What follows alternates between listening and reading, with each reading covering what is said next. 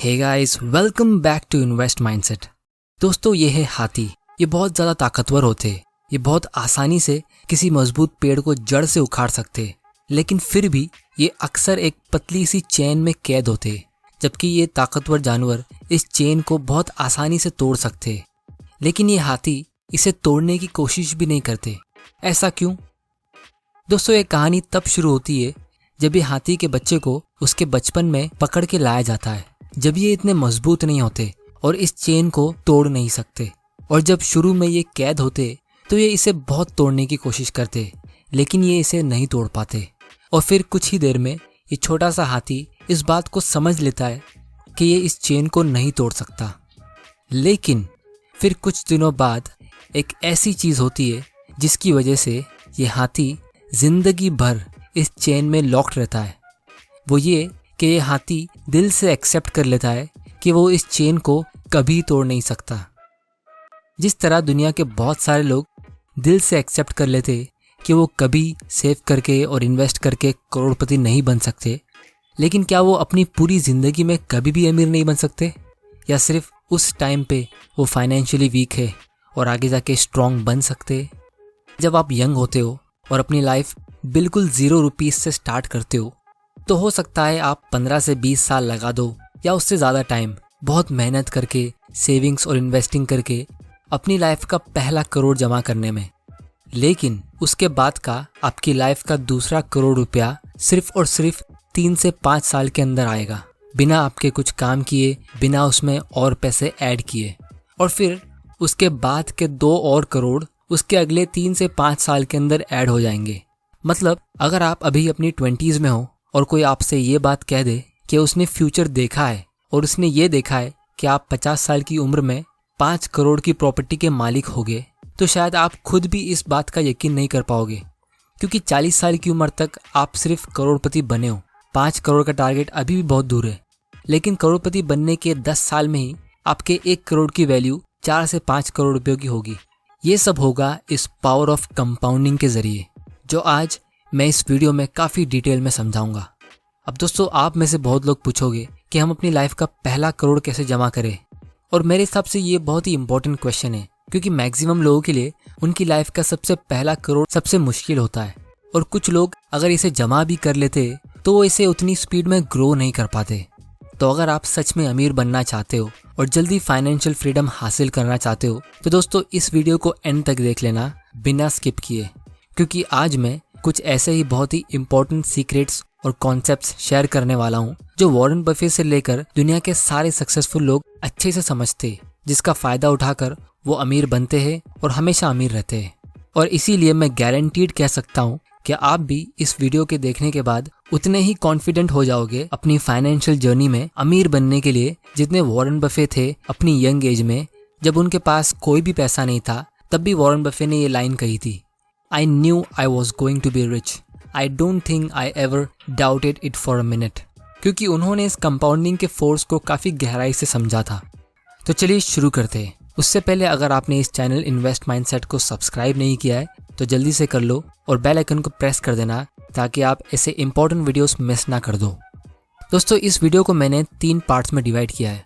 सबसे पहले हम कंपाउंडिंग के फोर्स को एक छोटे से एग्जाम्पल से समझेंगे, और फिर मैं बताऊंगा कि कैसे ये फोर्स रियल लाइफ में स्टॉक मार्केट में अप्लाई होता है। फिर हम इसके कॉन्सेप्ट को काफ़ी डिटेल में समझेंगे, और फिर फाइनली हम इसके कंपोनेंट्स को और डिटेल में समझेंगे रियल लाइफ एग्जांपल्स के ज़रिए, जिससे आप एक्चुअली में अपनी लाइफ में अच्छे इन्वेस्टमेंट डिसीजंस ले सकते हो। तो चलिए सबसे पहले एक छोटे से एग्जाम्पल से हम इस कंपाउंडिंग के फोर्स को समझते हैं। दोस्तों, मान लो आप एक कंपनी में इंटरव्यू देते हो और आप सिलेक्ट हो गए एक 3 साल के कॉन्ट्रैक्ट के लिए। अब आप एक्साइटेड हो अपने न्यू जॉब के लिए। कंपनी की एचआर आपके पास आती है सैलरी डिस्कस करने के लिए, और आपको 2 ऑप्शन देती है। सबसे पहला, आप 1 लाख रुपया पर मंथ की सैलरी ले सकते हो। दूसरा, आप 1 पैसा पर मंथ की सैलरी ले सकते हो। बस इसमें फ़र्क सिर्फ इतना है कि हर महीने आपको उसका डबल मिलता रहेगा। मतलब पहले महीने में आपको 1 पैसा मिलेगा, दूसरे महीने में 2 पैसा, फिर तीसरे महीने में 4 पैसा। तो आप कौन सा ऑप्शन चुनोगे? आप चाहो तो थोड़ा टाइम ले सकते हो ये वीडियो को पॉज करके। तो चलिए आंसर देखते हैं। अगर आपने पहला ऑप्शन चुना तो आपको टोटल 3 साल में 36 लाख रुपए मिलेंगे, जो बुरा नहीं है। लेकिन अगर आपने दूसरा ऑप्शन चुना होता तो आपको मिलते total 68 crore 71 lakh 94,000 rupees. Result आपके सामने है, क्योंकि मैंने कहा था आपको हर महीने डबल मिलेगा, तो इन सारे अमाउंट की वैल्यू होती है लगभग 68 करोड़। अब दोस्तों क्योंकि यहाँ पे पैसा डबल हो रहा है हर महीने, तो ये 100% का मंथली रिटर्न हुआ, जो रियलिटी में पॉसिबल नहीं है। लेकिन हमें इससे बहुत सारी चीज़ें सीखने मिलती है। सबसे पहली, अगर आप नोटिस करोगे तो ये 68 करोड़ में से आधी वैल्यू आपको लास्ट महीने में मिल रही है और पहले महीने में सिर्फ 1 पैसा। मतलब स्टार्ट में आपको कुछ फील होगा ही नहीं कि आपसे कुछ प्रोग्रेस हो रही है, और इसीलिए स्टार्टिंग में ही लोग गिव अप कर देते हैं। अब दोस्तों मैं एक रियल एग्जांपल बताता हूँ, जहाँ एक इंडियन ने सिर्फ 10,000 रुपये एक स्टॉक में इन्वेस्ट किए, जिसकी आज वैल्यू है ऑलमोस्ट 700 करोड़ की। 1980 में सतीश शाह नाम के एक ब्रोकर ने अपने क्लाइंट अनवर को एक स्टॉक खरीदने को कहा, जिसका नाम था विप्रो। अब ये कंपनी वो टाइम पे न्यू थी, तो अनवर ने इसमें 10,000 रुपये इन्वेस्ट किए और उसके बदले में उन्हें उसके 100 शेयर्स मिले। और फिर ये इन्वेस्टर ने इस स्टॉक को सिर्फ खरीदा, लेकिन कभी बेचा नहीं। और आप ये टेबल में देख सकते हो कि स्टॉक की वैल्यू के साथ नंबर ऑफ स्टॉक्स भी कंपाउंड हुए। कंपनी ने अगले ही साल एक पे एक बोनस शेयर्स इश्यू किया और अनवर के पास हो गए 200 शेयर्स, और उसके 4 साल बाद वापिस से बोनस शेयर्स। और इसी तरह आप देख सकते हो अनवर के पास लगभग 2.5 करोड़ शेयर्स है इस कंपनी के, जबकि रियलिटी में उसने सिर्फ 100 शेयर्स खरीदे थे। और आज हर एक शेयर की मार्केट वैल्यू है लगभग 350 रुपये, जिसके हिसाब से ये इन्वेस्टमेंट की वैल्यू हुई 700 करोड़। दोस्तों ये है magic of compounding stock market में। अब क्या आप गैस कर सकते हो कि ये 10,000 रुपये का इन्वेस्टमेंट जो 700 करोड़ में ग्रो हुआ है, ये कितने % के रेट से ग्रो हुआ होगा? दोस्तों ये सिर्फ 41% के रेट से ग्रो हुआ है, यानी 41% CAGR, जितना इंडिया की कोई भी क्रेडिट कार्ड कंपनी चार्ज करती है। इसीलिए जब यंगस्टर्स इस क्रेडिट कार्ड के जाल में फंसते तो उन्हें उसका इंटरेस्ट पेमेंट करना बहुत भारी पड़ता है, क्योंकि लोग कंपाउंडिंग को समझ नहीं पाते और वो उसके खिलाफ जाते हैं। पिछले साल विप्रो ने सिर्फ 1 रुपया पर शेयर का डिविडेंड पे किया, जो होता है सिर्फ 0.37% का डिविडेंड यील्ड। लेकिन ये इन्वेस्टर को 2.5 करोड़ का डिविडेंड मिला सिर्फ 1 साल में। और दोस्तों हम इस 700 करोड़ की वैल्यू में इन 40 सालों का डिविडेंड्स काउंट भी नहीं कर रहे, जो इस इन्वेस्टर ने अपने खर्च में लिया होगा। अब दोस्तों नो डाउट ये भी एक रेयर एग्जांपल है, क्योंकि 40% मार्केट में लॉन्ग टर्म कमाना इतना आसान नहीं है। लेकिन मैं आपको इस एग्जांपल से सिर्फ ये कंपाउंडिंग का पावर बताने की कोशिश कर रहा हूँ कि आपको कंपाउंडिंग के जरिए अमीर बनने के लिए हर साल 100 या 200% रिटर्न लाने की ज़रूरत नहीं है। आपको सिर्फ एक अच्छा रिटर्न चाहिए, वो भी लॉन्ग टर्म के लिए। जैसे अगर आप 15-16% का भी रिटर्न ला सकते हो, तो आप 15 से 20 साल के अंदर आसानी से फाइनेंशियली फ्री हो सकते हो। लेकिन अगर हम उस 15% को थोड़ा सा कम कर दे, यानी 10 या 12%, तो उससे बहुत ज़्यादा फर्क पड़ता है। ये सब हम थोड़ी देर में डिटेल में समझने वाले हैं। दोस्तों ये कंपाउंडिंग इतना पावरफुल क्यों है? चलिए अब एक दूसरे एग्जाम्पल से हम कंपाउंडिंग के कॉन्सेप्ट को थोड़ा डिटेल में समझते हैं। मान लो आपके और आपके फ्रेंड ने 1-1 लाख रुपए का इन्वेस्टमेंट किया ऐसी जगह पे जहां आपको हर साल 15% का रिटर्न मिलता है। तो ईयर एंड में आप दोनों को 15,000 रुपये का रिटर्न मिलेगा। एक तरफ आपके फ्रेंड ने इस 15,000 रुपये के रिटर्न को विड्रॉ करके खर्च कर दिए, लेकिन आपने इसे इन्वेस्टेड रखा और विड्रॉ नहीं किया, तो अगले साल आप दोनों को वापस 15% का रिटर्न मिलेगा और आपका फ्रेंड उसके 15,000 के प्रॉफिट को वापस विड्रॉ कर देता है। लेकिन आपको सेकेंड ईयर में 15,000 की जगह पे 17,250 रुपये का प्रॉफिट मिलेगा, क्योंकि आपने अपने 15,000 को इसमें इन्वेस्टेड रखा, तो इस 15,000 ने भी 15% अर्न किया। तो ये 15,000 का 15% होता है 2,250 रुपीज़। अब दोस्तों आपको यहाँ तक कैलकुलेशन काफ़ी सिंपल लग रहा होगा और आपको ये भी पता है कि आप इस छोटे से अमाउंट से बहुत अमीर तो नहीं बन गए हो, और इसीलिए आपका फ्रेंड आप पे हंस रहा है कि इतने कम पैसे से आप क्या कर लोगे। लेकिन क्योंकि आप कंपाउंडिंग के सीक्रेट को जानते हो, तो आप बिल्कुल चुप रहते हो। अब थोड़ा फास्ट फॉरवर्ड करते और मान लो 10 साल निकल गए और आपका फ्रेंड हर साल की तरह अपने 15% के रिटर्न को विड्रॉ करता रहा और उसे एंजॉय करता रहा। लेकिन 10 साल के बाद आपका 15% आपको कितना रुपया अर्न करके देगा? आपको मिलेंगे लगभग 52,000, वो भी सिर्फ अपने 10th ईयर में। और वो टाइम तक आपका टोटल बैलेंस होगा 4 लाख से भी ज़्यादा। एक तरफ आपके फ्रेंड को अभी भी हर साल का सिर्फ 15,000 मिल रहा है और दूसरी तरफ आपको 50,000 मिल रहा है। दोनों का इन्वेस्टेड अमाउंट सेम था, रेट ऑफ रिटर्न भी सेम है, तो फिर इतना फ़र्क कैसे हुआ? दोस्तों ये सिर्फ इसीलिए हुआ क्योंकि एक बंदा अपनी लाइफ सिंपल इंटरेस्ट के रूल से जी रहा है और दूसरा बंदा अपनी लाइफ कंपाउंड इंटरेस्ट के रूल से जी रहा है। अब दोस्तों आप यकीन मानो या ना मानो, लेकिन बहुत सारे मिडिल क्लास के लोग इस कंपाउंडिंग के पावर को समझ ही नहीं पाते, क्योंकि हमें कंपाउंडिंग के कॉन्सेप्ट को स्कूल में सिखाया जाता है, लेकिन ये बहुत ही कॉम्प्लेक्स फॉर्मूला के जरिए सिखाया जाता है। लेकिन आप देख सकते हो ये कॉन्सेप्ट कितना सिंपल है। स्कूल में लोगों को सिंपल इंटरेस्ट का कॉन्सेप्ट अच्छे से समझ में आता है और इसीलिए लोग अपनी पूरी जिंदगी और अपने सारे इन्वेस्टमेंट डिसीजंस सिंपल इंटरेस्ट की अंडरस्टैंडिंग के बेसिस पर ही लेते हैं।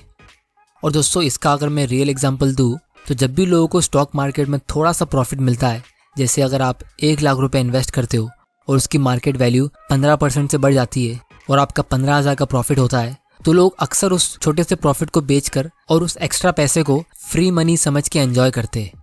फिर लोग वापस उस 1 लाख को कहीं और इन्वेस्ट करेंगे, नए स्टॉक के टिप्स ढूंढेंगे और फिर जैसे ही उनको छोटा सा प्रॉफिट मिलेगा तो उसको वापस से बुक करके एंजॉय करेंगे। मतलब स्टॉक तो कंपाउंड हो रहे, लेकिन लोगों को उससे अपनी वेल्थ को कंपाउंड होने देना नहीं है। दोस्तों ये एक साइकोलॉजिकल बायस होता है जिसके बारे में मैं एक अलग ही वीडियो में डिस्कस करूंगा। इसीलिए दोस्तों कंपाउंडिंग को अच्छे से समझने के लिए हमें इसके 2 इम्पॉर्टेंट कंपोनेंट्स को समझना बहुत ज़रूरी है और यही इस वीडियो का सबसे इम्पॉर्टेंट पार्ट है। सबसे पहला है रेट ऑफ कंपाउंडिंग और दूसरा है टाइम। चलिए अब हम एक दूसरे एग्जाम्पल से इस रेट ऑफ कंपाउंडिंग के पावर को थोड़ा डिटेल में समझते हैं और ये भी बहुत लोगों के लिए बहुत शॉकिंग होगा। मान लो 2 फ्रेंड्स है, रॉकी और सनी। दोनों 25 साल के, दोनों के पास 10 लाख रुपए सेव्ड है। अब क्योंकि दोनों ने ये पैसा बहुत मेहनत करके कमाया है तो दोनों को सबसे सेफ और सबसे अच्छी जगह चाहिए इसे इन्वेस्ट करने के लिए। तो पहला फ्रेंड जो है सनी, वो इस 10 लाख रुपए को 2 हिस्सों में डिवाइड करता है। पहले 5 लाख को वो एफडी में डालता है और बचे हुए 5 लाख को वो गोल्ड में इन्वेस्ट करता है। और दूसरी तरफ रॉकी भी अपने 10 लाख रुपए को 2 हिस्सों में डिवाइड करता है। 5 लाख को वो एक बड़े बैंक के सेविंग्स अकाउंट में रखता है एज एन इमरजेंसी और बाकी के 5 लाख को वो एक इक्विटी फंड में इन्वेस्ट करता है, जैसे कोई इंडेक्स फंड में, जिससे उसको एवरेज स्टॉक मार्केट का रिटर्न मिल सके। अब थोड़ा फास्ट फॉरवर्ड करते और 20 साल बाद क्या आप गैस कर सकते हो कि ये दोनों की इन्वेस्टमेंट की वैल्यू कितनी हुई होगी? चलिए देखते हैं। सनी को एफडी से मिला 7% का इंटरेस्ट, जिससे उसके 5 लाख की वैल्यू हुई 18 लाख और गोल्ड से उसको मिला 9% का रिटर्न, तो उसके गोल्ड की वैल्यू हुई 25 लाख। जैसा आप इस टेबल में देख सकते हो, गोल्ड का लॉन्ग टर्म रिटर्न फ्लक्चुएटिंग होता है, लेकिन आपको 8 से 9% के आसपास का रिटर्न मिलता है। और अगर आपको गोल्ड के थ्रू ज़्यादा प्रॉफिट भी मिल जाए तो ये उतना पावरफुल रेट से कंपाउंड नहीं हो पाता। गोल्ड एज एन इन्वेस्टमेंट के ऊपर मैं एक अलग से वीडियो बनाऊंगा, जिसे आप यहाँ पे क्लिक करके देख सकते हो। तो सनी के 10 लाख का इन्वेस्टमेंट अब लगभग 44 लाख का हो गया है। लेकिन दूसरी तरफ रॉकी का इमरजेंसी फंड उसके सेविंग्स अकाउंट में 4% के रेट से ग्रो होकर 10 लाख में ग्रो हो गया है। मतलब 20 साल में ये सिर्फ डबल हुआ है।